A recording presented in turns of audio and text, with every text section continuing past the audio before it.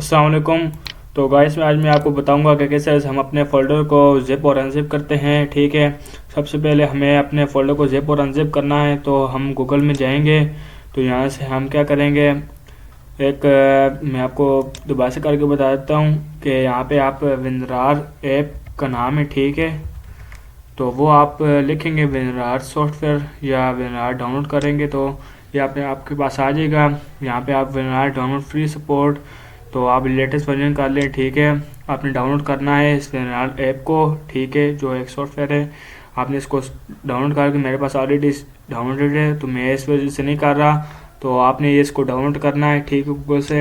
And then मैं आपको यहाँ पे एक फ़ोल्डर का आपको करके बताता हूँ कि कैसे हम ज़िप और अनज़िप करते हैं। मैंने इस फोल्डर को ज़िप करना है तो मैं इसको राइट क्लिक करूँगा, ऐड टू अचीव करूँगा, तो यहाँ पे मेरे पास ऑप्शन आ जाएगा। आपने ज़िप करना है तो यहाँ पे आपने इसको ज़िप पर क्लिक करना होगा। ये देख सकते हैं, पहले ये हमारे पास जो रील स्पीड टाइप था तो ये 32 MB का है। जब हम ज़िप करेंगे तो ये 32 KB का हो जाएगा। ये हमारे ज़िप मतलब कि बहुत ही छोटे साइज़ में कर देता है हमारे फोल्डर को। तो हम इसको ओके करते हैं।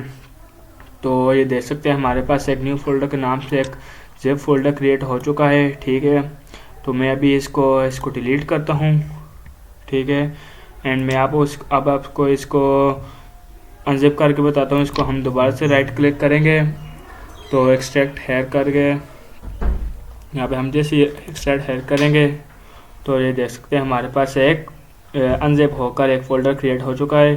तो इस तरह से हम अपने फ़ोल्डर को ज़िप और अनजिप करते हैं। तो मैं उम्मीद करता हूँ आपको ये वीडियो पसंद आई होगी।